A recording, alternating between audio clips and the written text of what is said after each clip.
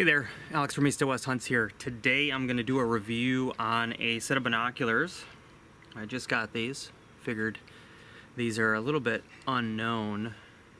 The brand isn't unknown, but I know that a lot of folks use these binoculars and they're pretty impressive. So I figured I'd give you the best advice that I can on these. But with that said, let's check them out. So these are the Kowa BD II's 8x42 binoculars. A little bit about them. One of my favorite things, they're 22 ounces. And it's super lightweight, which I just love that personally. The other things, so they got these twist up eye cups. They do come with covers for them out of the box. I like the twisting eye cups. They're actually very sturdy feeling. They're not easy to move, let's put it that way. They're not flimsy. With that, you also get the objective lens covers, these little flips. The focus wheel here is also very premium feeling, which I like. So it's smooth. It's not super easy to move, but it's not like stiff. So I like it overall. Very premium feeling. One of the things that is good and bad on them, so there is a diopter, but it's not locking, so it's a free moving diopter. Now, the positive of it, it is stiff, so it's very difficult to get it to move, which is a good thing. You're not going to be putting it in your bino harness and likely moving it. And if you do, it's super simple. I tuned it in pretty good, and then just to make sure it felt good, I had both eyes in it and I moved it just to make sure it is very, very clear for what I'm looking at. So a couple other things that are really good about this.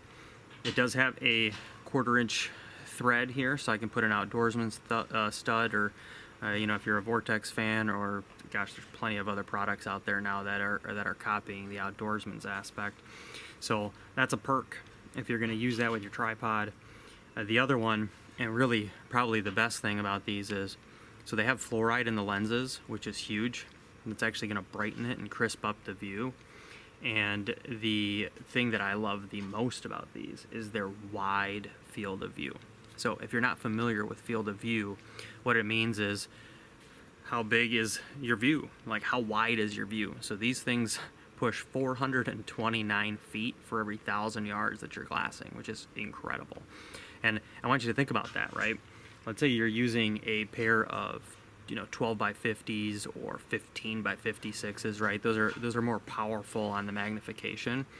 That's great, but the thing that you suffer there is if you're looking at a hillside that's, let's say, 1,000 yards away, you got to be mindful of the fact that you're going to be looking at this hillside and your view is much narrower, right? So if I'm glassing with my 8s and I have 429 feet, and my buddy's glassing with his 15s and he's got 194 feet, I'm going to see a much wider aspect. Now, granted, I'm not going to see as close because they're only 8x42s for these, okay? But the magnification is still not bad, right? I would use these out west, actually, because of that wide field of view.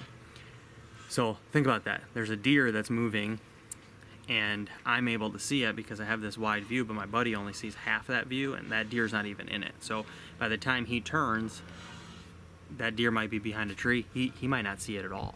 So that is the perk of a wide field of view. And you know, it's a 42 millimeter objective, so with that, it's a smaller pair of binoculars, but it's pretty standard. I mean, 8x42s and 10x42s are the most standard size binoculars that you can get. So I highly recommend these.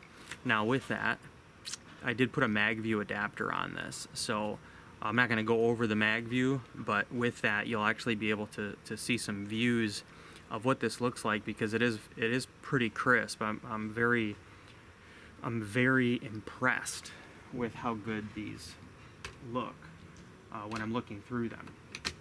Now, one of the things to point out, this is a $500 or less binocular, so you might want to call that entry level, right?